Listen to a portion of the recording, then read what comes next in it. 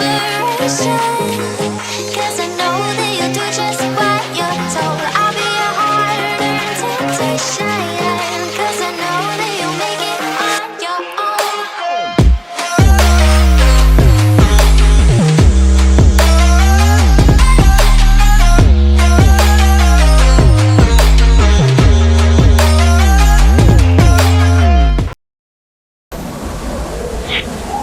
Halo teman-teman semua, jumpa lagi dengan saya di program acara Suarata, berbagi kisah, inspirasi, dan informasi. Kali ini saya kedatangan tamu-tamu yang istimewa dan usianya sangat muda. Nah, tentu saja kita ingin tahu sebenarnya apa sih kegiatan dari tamu saya kali ini dan mengapa saya mengundang mereka untuk terlibat di dalam podcast Suarata ini. Tentu saja pastinya akan memberikan inspirasi bagi kita generasi muda. Nah, kita langsung saja kenalan dengan para narasumber kita hari ini. Ada Kakak Dita, ada Kakak Yuda, dan ada Kakak Aslan. Halo. Nah, ketiga bintang tamu kita ini dari suatu komunitas yang bernama Generasi. Nah, nanti kita akan cerita juga ke mereka apa sih Generasi ini, bagaimana kegiatannya, bagaimana polanya, dan bagaimana kalau misalnya kita ingin terlibat bersama teman-teman di Generasi. Nah, kita kenalan dulu satu-satu ya, mulai dari Kakak Dita. Silakan Kakak Dita. Dibuka, boleh dibuka. Kita kan semua sudah vaksin ya. Ya, sudah. Silakan Kakak Dita. Saya Gita. Saat ini saya fokusnya mendanaan bisnis, Pak. Terus juga lagi concern ikut kegiatan kerelawanan. Ikut kegiatan kerelawanan seperti Generasi ini juga ya. Ya. Oke, Kakak Yuda silakan. Oke, halo semuanya. Ketemu lagi di Ketemu lagi. podcast Suarata. Jadi terima kasih, saya Yuda. Saya juga sekarang sedang sibuk untuk ngurusin generasi. Dan saya juga sebagai professional worker di salah satu dekakon terbesar di Indonesia. Saya sebut aja Gojek. Terus saya juga sebagai seorang dosen dan insya Allah lanjut lagi sekolahnya. Tepuk tangan dong. Nah, sekarang ada Kakak Aslan, silakan. Halo kakak-kakak semua, perkenalkan nama saya Aslan. Saya sekarang fresh graduate, jadi sekarang sibuknya di komunitas sambil improve skill sih. Itu aja sih Kak. Jadi sekarang sibuk buat menambah skill dan ikut juga terlibat di kegiatan seperti relawan-relawan gitu ya. Betul Kak. Nah, kita langsung ini mau tanya-tanya mengenai apa itu Generasi gitu ya. Dari namanya keren banget gitu, Generasi. Artinya kan ada kepedulian terhadap generasi muda atau generasi kita di masa yang akan datang. Pastinya saya yakin teman-teman di Generasi ini kegiatannya juga akan mengarah ke sana ya. Nah, mungkin Kakak Yuda barangkali yang bisa menjelaskan apa sih sebenarnya Generasi itu gitu. Oke, jadi sebenarnya generasi itu adalah gerakan literasi pemuda untuk negeri. Nah, ini sebenarnya ide ini lahir dari sebuah diskusi kecil ya, anak-anak muda yang agak sedikit hopeless tentang gimana kondisi pendidikan sekarang. Dengan melihat keadaan sekarang ya. Walaupun sebenarnya kita tidak berdiskusi, kita udah bisa Ya. udah bisa melihat, udah bisa mendengar bagaimana kondisi pendidikan sekarang. Kita coba cari solusi nih sama-sama. Kita duduk dan kita coba cari solusi. Ternyata akar masalah dari pendidikan yang ada sekarang itu selain karena memang kecepatan kita agak sedikit lambat, itu dikarenakan karena pendidik atau tenaga pendidik. Jadi yang anak didiknya agak lambat, tenaga pendidiknya yang kurang fasih, kemudian orang tuanya yang tidak terlalu mendukung. Nah, ada 3 komponen nih ternyata yang bermasalah di pendidikannya kita. Nah, ini kita coba cari solusinya nih. Nah, lahirlah sebuah generasi ini. Jadi generasi ini sebenarnya agak sedikit meralat tadi, tapi ini saya yakin pancing nih tadi. Kak Wina tadi bilang ini adalah sebuah komunitas. Jadi sebenarnya ini bukan komunitas, Kak. Ini lebih kepada sebuah gerakan. Bagaimana kita membuat sebuah gerakan animo, mengedukasi pada orang tua, tenaga pendidik, dan peserta didik untuk sama-sama bekerja sama dengan kita nih, menjadi mitra, menjadi fasilitator mereka untuk mengedukasi mereka bagaimana sih sebenarnya penggunaan digital, bagaimana membuka cakrawala kita bagaimana kita melakukan sebuah percepatan digital, kemudian apa sebenarnya yang harus menjadi pakem-pakem kita untuk berdigitalisasi gitu.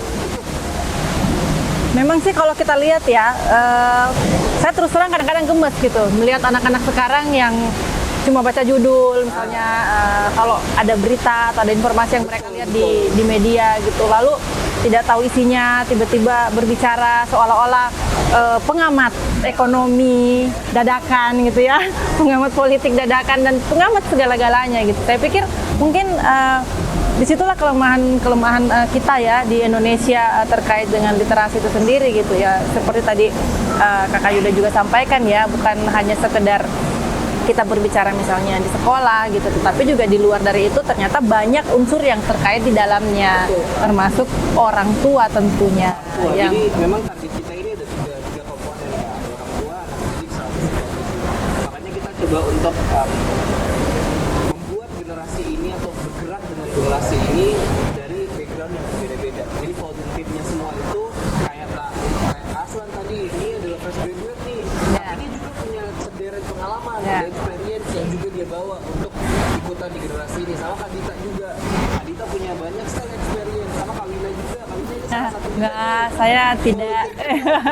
Oh ya, kalau volunteer ya. Saya sebenarnya tadi ingin menyampaikan mengapa saya menyebut di awal komunitas, supaya nanti teman-teman sendiri bisa menjelaskan bahwa ini adalah sebuah gerakan gitu. Karena kadang kalau kita langsung berbicara mengenai gerakan, belum langsung bisa dipahami gitu oleh teman-teman gitu ya. Karena biasanya kalau ada sekumpulan orang, itu kan langsung identik sekali dengan sebuah komunitas atau kelompok. Karena kan pasti akan ada kebingungan-kebingungan. Makanya kenapa tadi saya harus membukanya dengan bahasa komunitas seperti itu. Dia mancingan ini, jagonya ini mancing ya. Nah ini saya ke Kak Dita dulu nih.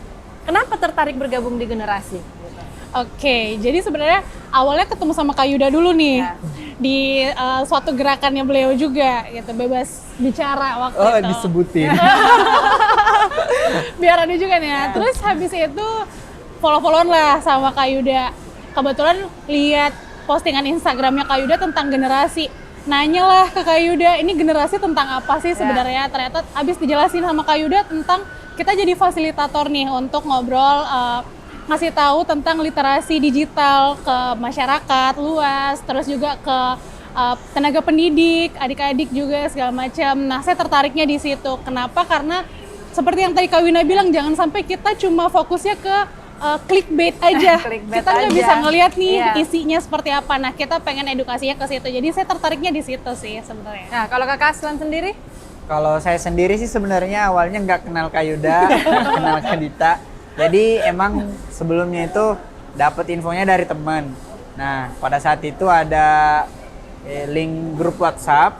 Katanya di sini ada nih butuh fasilitator. Nah, kebetulan beberapa kali juga pernah jadi fasilitator. Jadi pikirnya ya, kan sekarang juga lagi fresh graduate, lagi butuh pengalaman daripada kosong ya kan. Jadi habis masuk itu di dalam sih sebenarnya awalnya banyak banget, orangnya tuh banyak banget. Jadi saya mikirnya ini konsolidasi demonstrasi kah apa kah gitu. Jadi mikirnya kayak wah banyak nih, ternyata kita punya banyak potensi gitu. Nah mikir belakangan itu ternyata di generasi itu kalau soal gerakannya memang gercep banget sih Kak, gercep. Jadi dari situ tertarik, oh iya bener-bener nih. Jadi gerakannya emang bener-bener ingin merubah sesuatu itu secara cepat. Dalam artian cepatnya itu gerakannya. Walaupun kita sekarang geraknya bahasanya geraknya sedikit demi sedikit, tapi kedepannya semoga bisa mengubah itu. Nah dari situ saya tertarik, dan salah satu yang menjadi alasan saya juga karena background orang-orang di dalam sih.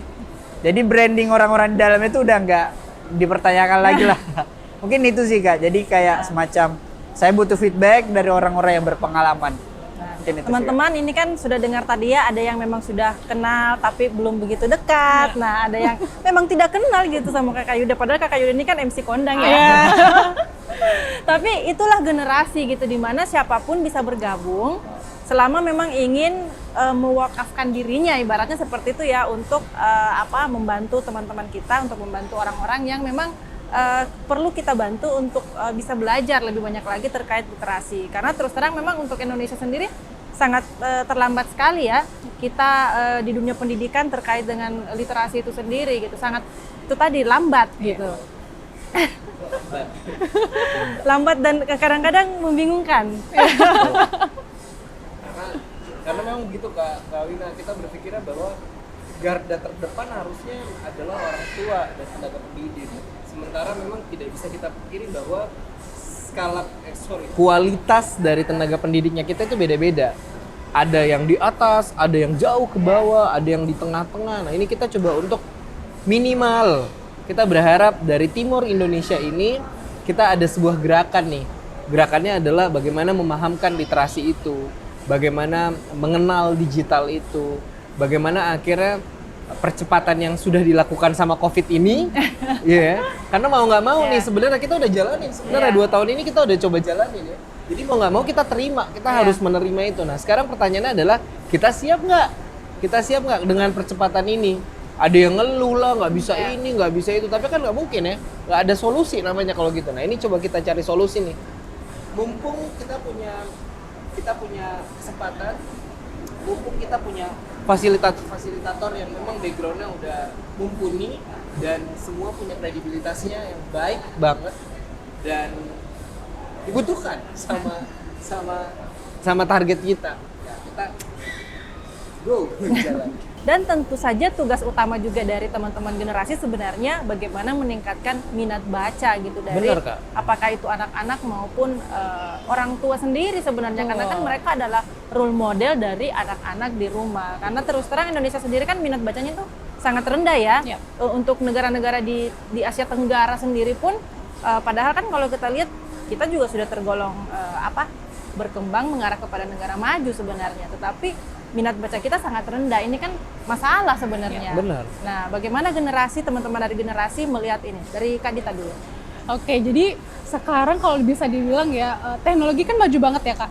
Cuma ternyata setimpang sama minat baca gitu. Jadi adik-adik kadang-kadang lebih sering buka handphonenya dan untuk nyari, mungkin bagus ya nyari informasinya. Cuman kadang-kadang kurang bisa dipancing nih untuk nyari tahu kritis dengan hal-hal baru gitu, tentang literasi juga salah satunya gitu. Nah ini yang pengen concern kita sebenarnya sebagai fasilitator untuk mancing mereka untuk bisa ayo nih baca, mulai dari hal-hal kecil, misalnya tahu bukan cuman baca judulnya aja, lebih cari tahu tentang kebenarannya, misalnya tentang apa sih privacy di dunia digital gitu. Terus juga apa sih yang penting gitu, kayak gitu sih Kak. Jangan hanya buka handphone terus lihat TikTok aja ya. Iya benar. Cari tahu yang lain gitu, informasi lain. Atau misalnya hanya kalau YouTube kan mungkin masih cukup lebih banyak informasi-informasi yang positif yang bisa diambil gitu. Tetapi bukan saya bilang TikTok nggak baik, tidak seperti itu. Tetapi setidaknya anak-anak kita tidak hanya melihat itu saja maksudnya, tetapi juga melihat hal-hal lain yang sebenarnya di dunia maya ini kan sangat banyak, bukan hanya sekedar hiburan yang bisa kita nikmati. Tetapi ya itu tadi seperti Kakak Dita bilang ya, banyak informasi di dalam, tapi kadang kita kurang aware gitu ya, atau kita agak sedikit tidak begitu peduli. Nah ini yang perlu disosialisasikan kepada adik-adik atau kepada masyarakat, kepada orang tua. Nah kalau Kakak Aslan sendiri bagaimana tanggapannya? Kalau saya sih melihatnya ya Pak, sekarang kita orang tua sekarang ya, pola parentingnya mereka tuh udah beda. Dalam artian ketika anaknya nangis, ketika anaknya rewel, biasanya langsung dikasih gadget, gawai. Nah itu yang sebenarnya secara tidak sadar itu menjadi sebuah dorongan bagi anak-anak bahwa setiap kali mereka mau membaca itu bacanya di HP. Itu pun kalau baca kan ya. Biasanya buka YouTube, udah anaknya berhenti nangis, ibunya pergi. Nah ini yang sebenarnya dari satu sisi budaya seperti ini yang harus kita hindari. Untuk selalu memberikan gawai, handphone kepada si anak kecil. Karena bahasanya satu sisi emang ketika kita menggunakan gawai tanpa pengawasan dari orang tua, itu bisa menstimulus anak-anak untuk membuka sembarang. Dalam artian kan kita nggak tahu ya di YouTube, apalagi sekarang kecanggihan saking canggihnya, biasa yang kita klik beda, yang muncul beda kan, sering banget kan. Kita kliknya ini, munculnya ini. Nah itu yang dihindari sebenarnya. Nah dari situ kita bukan hanya kepada si anak, literasi kepada si anak, tapi kepada ke orang tuanya juga. Kita harus berikan mereka sebuah pengertian bahwasanya nggak selamanya seperti itu. Itu Mengedukasi orang tua ya. bagian dari digital culture-nya yang harus kita ubah gitu. Nah, untuk Kakak Yuda, bagaimana sih fasilitator-fasilitator yang menjadi target gitu ya? Apakah memang untuk bisa bergabung misalnya harus melihat juga track record mereka gitu ya? Karena kan terus terang kita ini mau menjadi contoh juga gitu bagi orang yang akan kita edukasi. Jangan sampai nanti di kemudian hari mereka bertemu dengan salah satu fasilitator kita sedang berbuat sesuatu yang tidak baik, misalnya attitude-nya buruk atau apa, itu kan tentu saja berpengaruh ya, karena kan kita berbicara tentang pendidikan, menjadi contoh bagi orang lain. Nah, bagaimana Kakak Yuda? Oke, jadi tadi saya menambah sedikit. Jadi sebenarnya pemahaman literasi yang dari dulu sampai sekarang itu orang taunya literasi baca tulis ya. Bagaimana minat baca, bagaimana minat tulis. Nah, sebenarnya Lebih luas dengan lagi. transformasi teknologi yang terjadi sekarang itu, dari mulai zaman purba dulu yang orang menginformasikan komunikasi atau teknologi komunikasi itu dibentuk dari asap. Saya di sini, kamu di sana, itu ditahu oh di sana itu ada manusia tuh. Akhirnya bertransformasi lagi ke dari asap itu ke merpati, dari merpati habis itu pindah sampai akhirnya orang pegang handphone. Nah, itu sih sebenarnya kita coba melirik itu. Jadi coba kita lihat bagaimana literasi ini kita coba memvisualisasikan. Jadi proses komunikasi kan kita coba untuk memvisualisasikan komunikasi ini. Nah, adalah ini fasilitator. Cuman memang harus ada batasan-batasan yang kita berikan kepada fasilitator. Kebetulan di generasi ini itu tidak ada yang dipimpin dan memimpin. Itu yang paling beda dari kita. Itu diferensiasi yang memang harusnya kelihatan dari yang lain. Jadi kita itu tidak ada yang dipimpin dan memimpin. Jadi kita sama-sama belajar nih. Sama-sama belajar, sama-sama mereview, sama-sama melakukan role play sama-sama. Jadi kayak kita misalnya, besok kita ada jadwal di sini ya, misalnya. Itu kita akan role play sama-sama. Materinya kita godok bareng-bareng, kemudian kita role play sama-sama. Jadi nanti akan dipilih, oh kamu deh kayaknya yang cocok di sini, kamu yang cocok di sini, kamu yang cocok. Karena tetap ada standarisasi ya. Jadi fasilitator yang turun ke lapangan itu karena kita mengedukasi, kita memberikan pemahaman, dan ini berat karena dosanya dosa jariyah, amalnya juga amal jariyah. Kalau kita salah cekokin ke orang pasti juga akan salah ya. Apalagi ibu-ibu yang bakal kita mau ajarin ini atau orang tua yang kita mau ajarin ini orang-orang yang mungkin belum paham gitu. Kayak tadi dibilang sama Kak Aslan, kayak bagaimana melakukan sebuah proteksi terhadap anak-anak. Nah itu kan ada ilmunya tuh. Bagaimana kita masuk di Gmail, terus bagaimana kita membatasi usia, kemudian tontonan anak-anak juga YouTube Kids kita misalnya pakainya, atau bagaimana caranya membatasi. Nah itu yang coba kita share ke ibu-ibunya supaya nanti algoritma yang berjalan di sosial media itu nggak lagi kayak misalnya bapaknya sudah nonton yang aneh-aneh nih misalnya, tiba-tiba handphonenya dipindahin ke anaknya. Nah, ini artinya bisa diproteksi kan. Mamanya kan bisa marah-marah tuh, kenapa ada video kayak gini, kenapa ada video kayak begini, padahal sebenarnya papanya yang sudah nonton. Karena kalau sekarang anak kan sosial media itu jahat banget sekarang kan. Algoritmanya cepat banget. Kita cuman klik satu kali aja, iklannya semua tentang itu, akan relate tentang itu. Nah, itu tuh. Itu yang coba kita nanti pahamkan ke masyarakat. Oh, begini nih caranya ngeproteksinya. Gitu. Cara kerjanya seperti itu ya. Betul, makanya kita butuh fasilitator yang memang punya kredibilitas, punya reputasi yang baik, punya yang namanya the power of pengikut gitu, kayak misalnya kalau kita mau ngomong ini cepat diikutin sama orang, itu kan pasti harus punya branding yang bagus ya. Nah, alhamdulillah semua yang bergabung sama kita itu 80% lah, semua memang sudah punya brandnya masing-masing. Ya, karena memang yang saya sampaikan tadi ya, sebagai seseorang yang mau mengedukasi orang lain, setidaknya memang kita harus bisa jadi contoh bagi mereka gitu. Bener. Jangan sampai di masa yang akan datang, ya itu tadi, mereka melihat kita melakukan sesuatu yang tidak baik, ya mereka akan bilang loh, bagaimana kalian mau mengedukasi kami gitu, ternyata ada dari kalian yang seperti ini. Nah, hal-hal begitu yang memang harus benar-benar kita hindari, dan saya sangat yakin bahwa di generasi tidak ada yang seperti itu gitu, dan semuanya punya niat yang tulus untuk memang membantu teman-teman dan masyarakat gitu kan, yang perlu untuk mengetahui lebih banyak lagi terkait literasi itu sendiri. Nah, untuk kegiatan-kegiatannya seperti apa ini? Mungkin Kak Dita bisa sampaikan. Oke, jadi kegiatannya tadi udah di-spill juga sama Kak Yuda tentang kita nanti ngapain aja nih. Iya. Gitu. Jadi memang sasarannya kan tadi sudah dibilang tenaga pendidik, terus juga adik-adik dan juga orang tua. Jadi mungkin awal-awal kita nih targetnya adalah kita mengedukasi dulu ke tenaga pendidik, juga bagaimana sih cara penggunaan teknologi digital, proteksinya seperti apa sih yang harus dilakuin, terus gimana sih cara, misalnya kayak cara pembuatan presentasi pakai Canva misalnya kayak gitu. Nah itu sih materi-materinya kayak gitu nanti. Jadi mereka pada saat misalnya mengajar online, walaupun mungkin kita tidak tahu ya apakah ini pengajaran online ini akan terus bertahan sampai kapan gitu. Tetapi setidaknya saat sekarang kan masih berlaku ya. Betul. Jadi bisa mengajarkan kepada mereka lah buat presentasi ke siswanya Iya. gitu yang lebih bisa diterima atau lebih unyu-unyu gitu ya. Eye catching gitu biar bisa menarik minat gitu kan. Jadi lucu gitu. Jadi anak-anak juga pada betah untuk melihat gurunya mempresentasikan materi-materi Betul. sekolah gitu ya. Anak-anak nggak boring lah gitu, Iya. nggak bosan.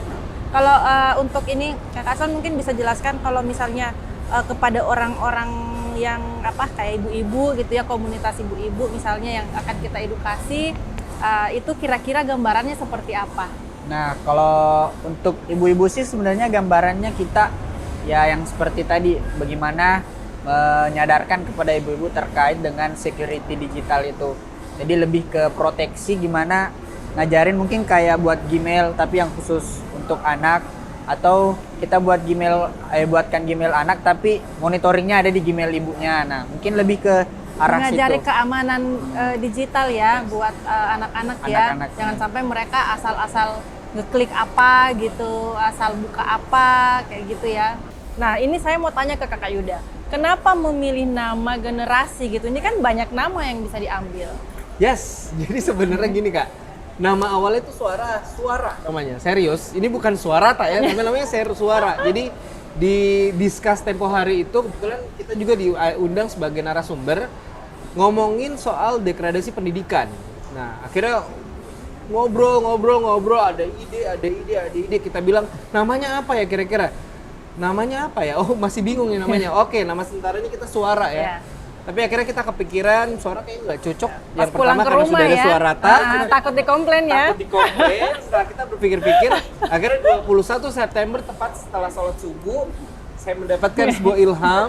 Tapi sekali lagi nggak ada founder di sini ya. Iya. Kebetulan aja namanya dari kepala saya gitu ya. Akhirnya namanya Generasi. Pas disambung-sambungin, ternyata akronimnya dapat. Iya. Generasi, Gerakan Literasi Pemuda untuk Negeri. Asik. Dapat dong. Ya, Akhirnya jadi dapat. pas banget lah gitu. Namanya Generasi.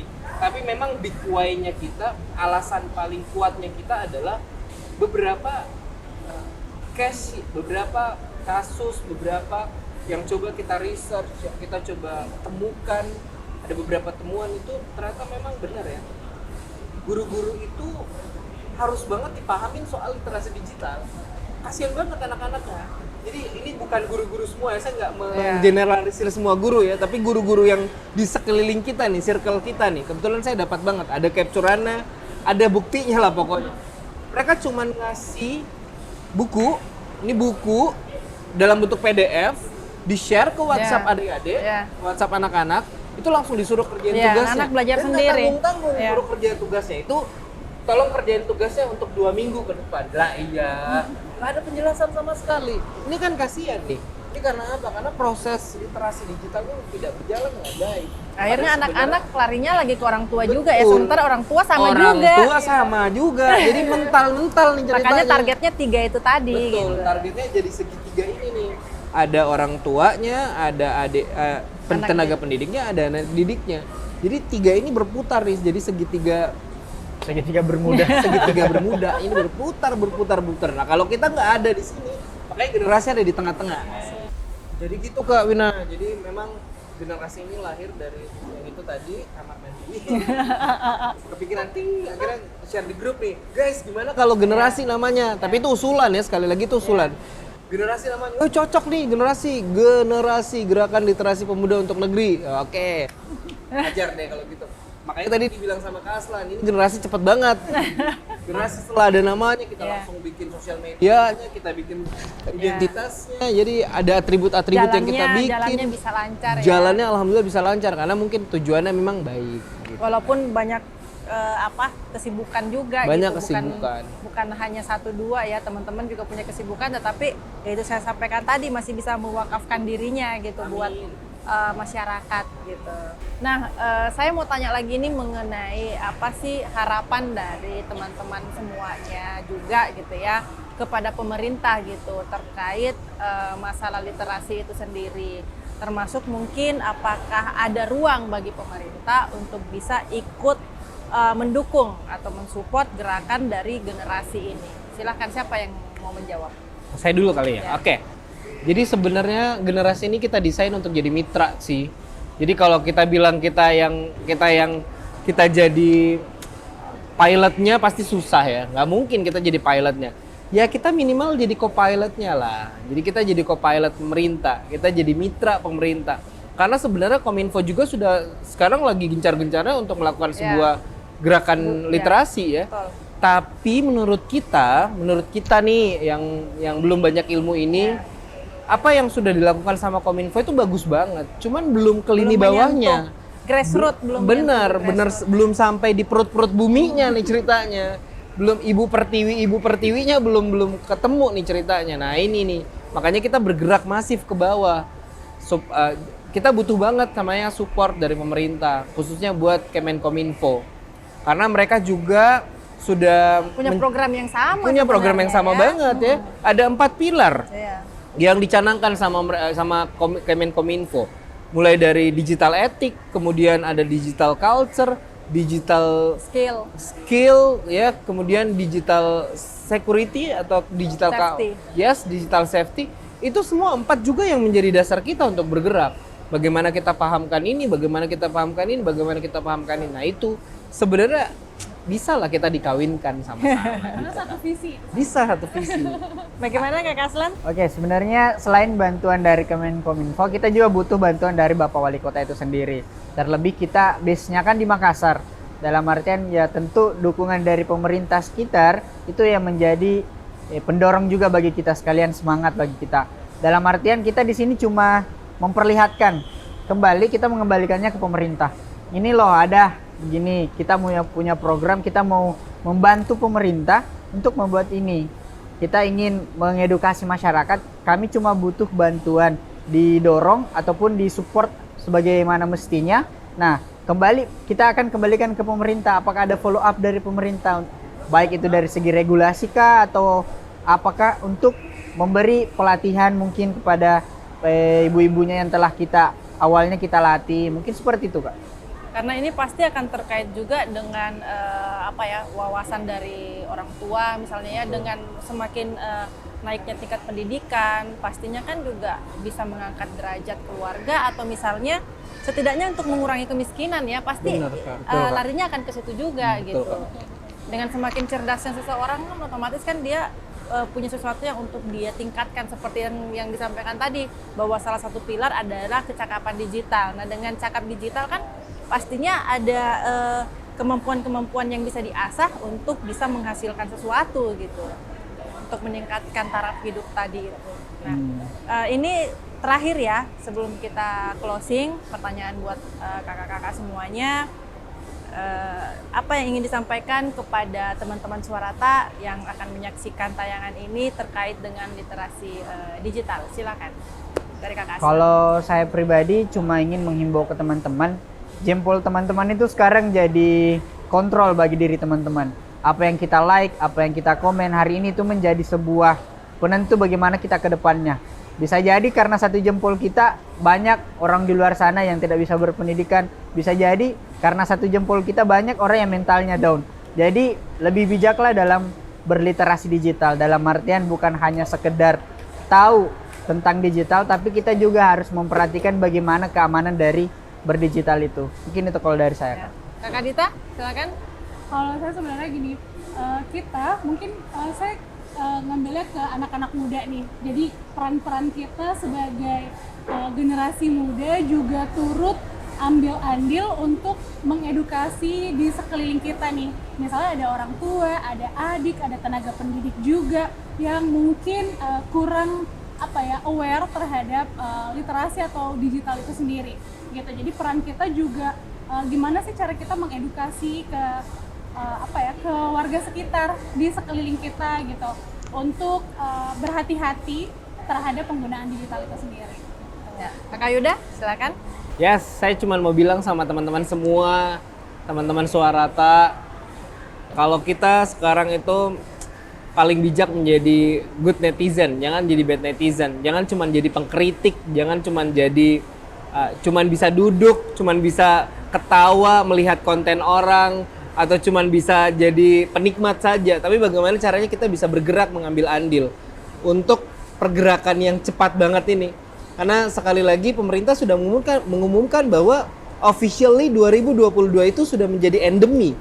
Jadi setelah pandemi ini 2022 sudah menjadi endemi. Itu secara otomatis PR kita semakin banyak nih, khususnya buat anak-anak muda. Karena bagaimanapun yang menggerakkan dan membangun negeri ini adalah anak-anak muda seperti kita.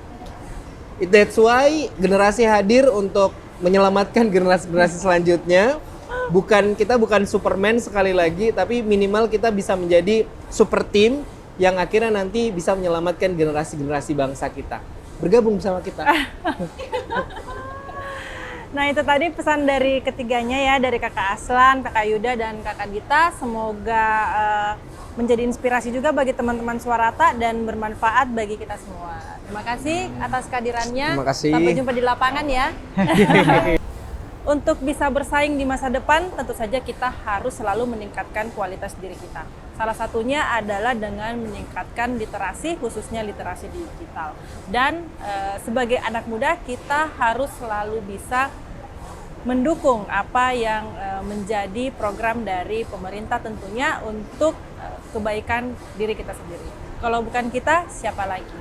Nah, saya Andi Widya Satswina, pamit undur diri, sampai jumpa.